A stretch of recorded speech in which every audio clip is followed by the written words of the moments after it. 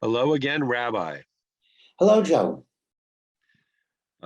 This week and for the most of the months of September and October, Marvel, DC, and all the comics world is launching all its new projects, and everybody's very excited to see the latest iterations and takes. And I was struck how different comics have become and how our heroes and our villains are not as clearly defined as before. Batman has become even darker, threatening punishment and violence against all who might transgress. And Superman has actually had his anthem changed. It's not truth, justice, and the American way anymore. It's truth, justice, and a better tomorrow. And I look at life and I see all the different things that are going on, and we all want to have things in black and white and simple yeses and nos, whereas our fantasy world is mixing up all over the place. I think about COVID mandates. Should we make people get the shot or not? And Batman would say yes, and Superman, my Superman, would say no, because people will do the right thing anyway. How do you feel about all this? Yeah, a couple of things. One is I believe that the comics reflect society. When I was growing up, the superheroes were very different, and they fought for truth, justice, the American way, and there was slam, bang, punch, and they were comics. And I think it reflected how society, and I think the new comics also reflect a society. And I don't think it's good what we're seeing. Not the comics are bad, because they're not making society bad. It's like a mirror.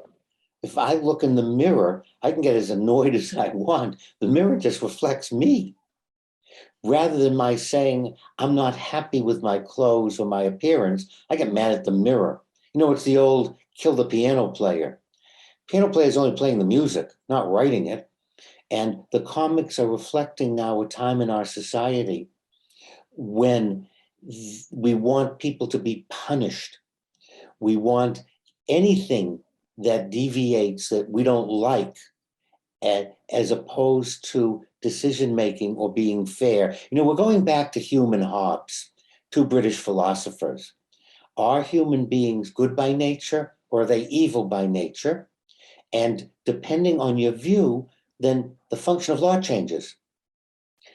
Thomas Jefferson saw the Commonwealth of Virginia. He saw it as a commonwealth, commonweal, for the common good. People are good, and they'll get together and do the right thing because it's for the common good and because they're not wicked or bad.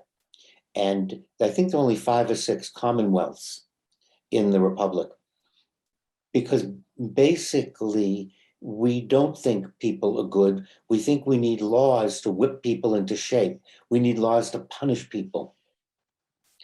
So we have a Hobbean view of the universe, and that's reflected in our comics. And it's also showing up now in the no mandate for the vaccine, which is a legitimate statement over an illegitimate subject. You're taking a reasonable argument, but applying it to something that's not reasonable to apply it to. If I were to use the same reasoning, I should be able to drive on any side of the street I want. You don't have a right to tell me what side to drive on. You don't have the right to tell me to wear a helmet if I have a motorcycle. I'm not going to follow any of those mandates. I should be allowed to carry a gun. You can't tell me I can't carry a gun. And as we look at society, we say, wait a minute, we have to stop and say, there are things for the common weal, the common good. And we're talking about a mandate for the common good, just like we drive on the right side of the road, unless you're in Hong Kong or New Zealand or the United Kingdom. And it's not a choice. And to try to argue I should be allowed to it, oh, recognize that's too dangerous. It's the same with the vaccine. To apply that logic to the vaccine is illogical and harmful. We can apply it to other things. You don't want to have, you don't want abortions, don't have one.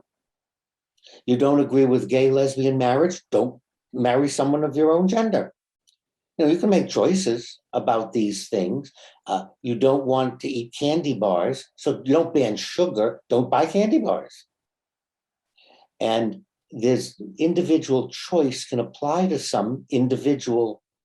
However, once it involves other people, then you're applying a reasonable argument to an irreasonable, an absurd discussion. Besides, our children get vaccinated against polio, measles, mumps, chickenpox. I still have my smallpox vaccine. When I traveled when I was younger, I still have my WHO green card or yellow card that has my smallpox, my yellow fever, my whatever other vaccinations I was required to have. And I never thought in my right mind to say, no, you're violating my freedom, because it was for my health and other people's health. But how squiggly is the line? I mean, we go and say, well, if the government says we should get this shot, then we should get it. But it's not so simple, Joe. No, there's the fallacy. It's not, the government isn't saying get the shot.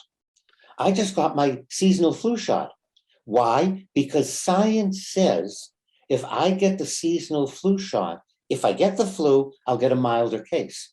I'll be healthier, I'll be safer based on science. It's not hearsay. And that's another part of the fallacy of the mandate. People are making stuff up.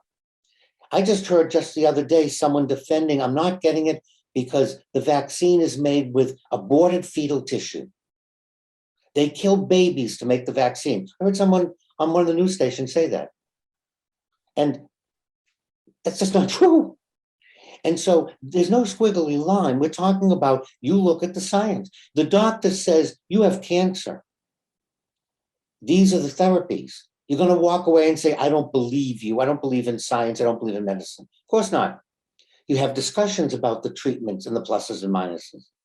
And that's the fallacy in the mandate vaccine argument, is that no one's looking at the science. No one's presenting a valid reason as to why.